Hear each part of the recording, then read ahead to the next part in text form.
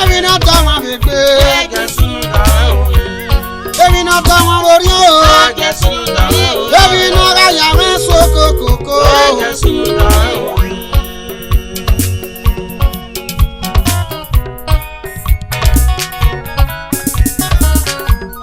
Emwinodamwen orio. Emwinodamwen bebe.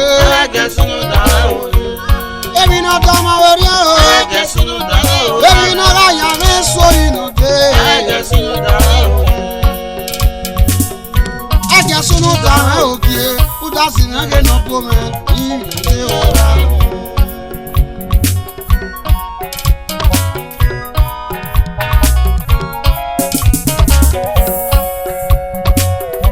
Emwinodamwen obie. Oyisamage lerame. Inde ora.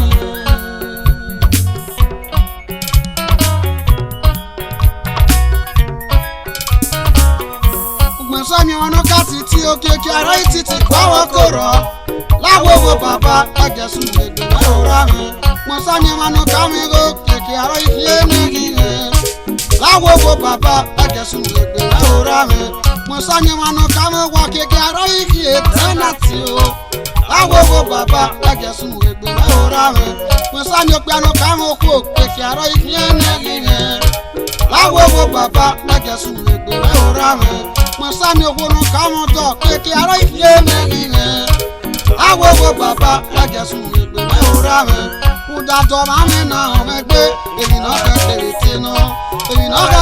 no ni awe fu kekeke ya ya pe mo ya duge na mi kata ma monite so ka so yato pa ipa so pa e o nagbare gari eje na ike ora me nagbare gari eje na ike ora me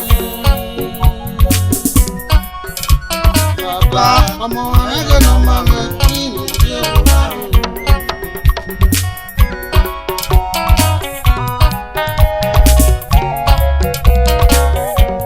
Emwinodamwen orio.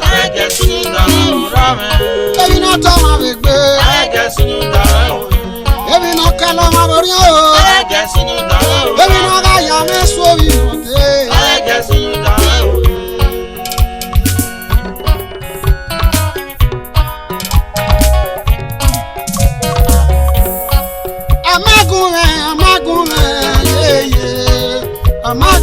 Amagunme, edo.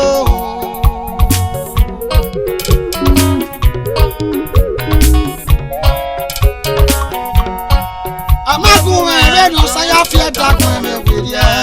Beni mene, we o sakolo. Me no take be job, me dey no iri o ma be job o. Beni mene, we o sakolo. Me no take me me no do kun shana e. Beni mene, we o sakolo. Me no take you pon yo me ke no ri ju pon no ma. Beni mene, we o sakolo. Wariri gaje brother. Isegbo sesebo. Wariri gaje sister. Isegbo sesebo. Wariri gaje o. Isegbo sesebo. Ade ogba na sigbe, eme misale.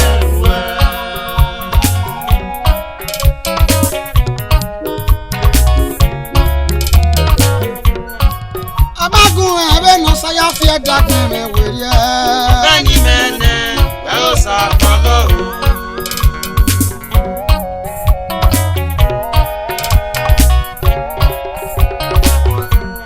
Me no te gba lomo, o saya mi fi mo bie.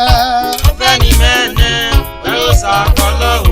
Me no te bi bata gba, o sa bi bata mene. Beni mene, we o sakolo. Me no gba le bebe webo. Ebe sọ̀fọ̀ kọ́ni brọ̀dọ̀ o. Beni mene, we o sakolo. Wariri ayé brọ̀dọ̀ o. Isegbo sesebo. Wariri ayé sísá. Isegbo sesebo. Wariri ayé o. Isegbo sesebo. Ewu gbe na sigbe, eme misale. Baba, oyi sàmẹ́gẹ́ nira mẹ́, ìrírí fún ẹ̀wọ̀n bá mi.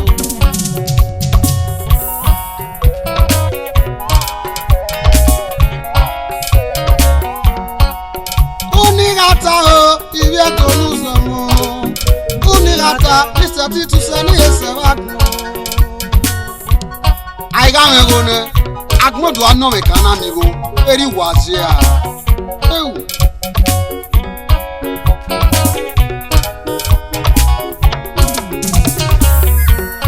Igi nware wagmo ami seni masa Igi nware beto ami ojani mae Yesu kuri mayo Emwinodamwen mawe Utasi nage no pome Uge go tare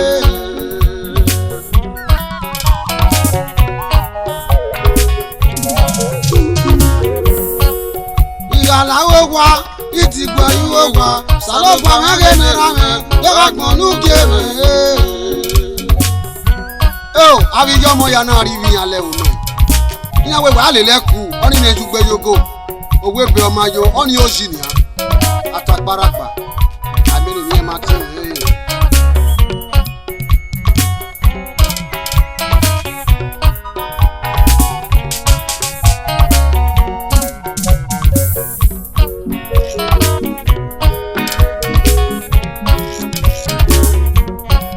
Amagu we no saya fia da me we ri akin no ma Beni mene o sa kolo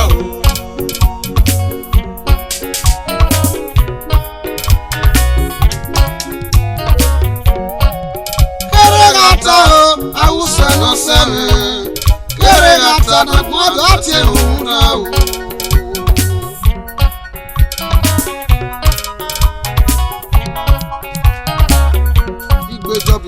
Igbejobi O boya ipolo Oh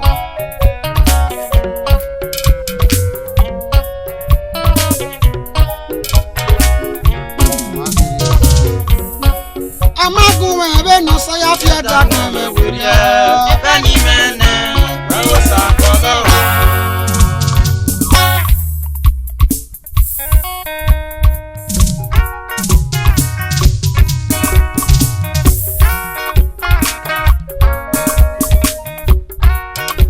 Sawese Aya seyene ibi agbon do agbo fo won Awo iyogbe egwa tu won Enene kino do imedo Bona mi go ron loyi Magi we go dadun amuri agbon Dare Tu wo egi anu gwa popo won Se wo pa be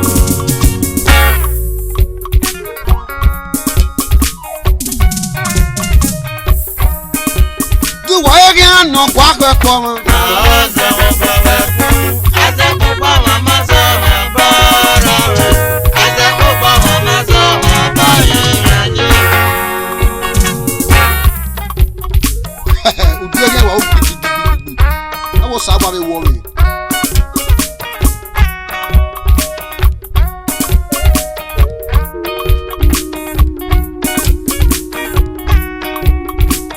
Ige mi o si ba o wa oye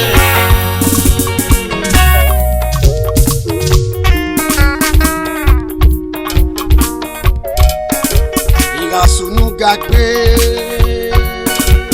Ese me ya Ọba no ekiti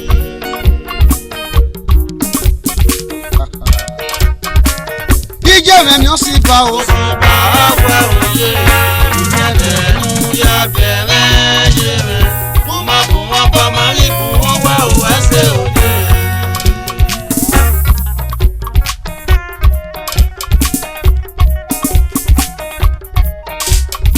Unarun da mi ya tun me bono wegbe Wenu mi agbe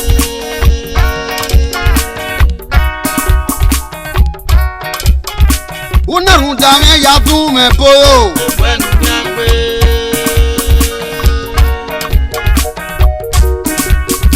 Unarun da mi ya fieve brother Wo mi aka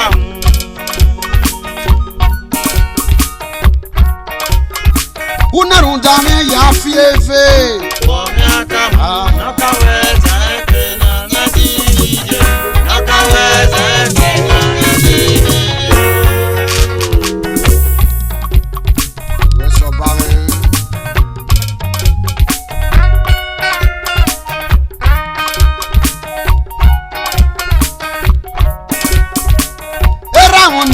ba o si ba we o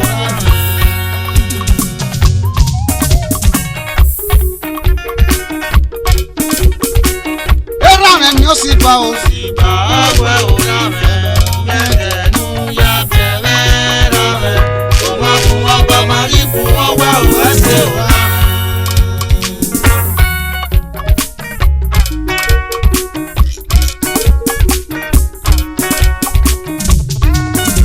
whether the devil like it or not, we must make it.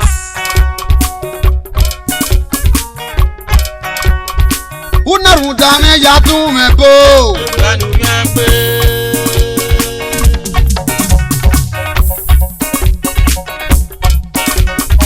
Unarudame ya fieve brother.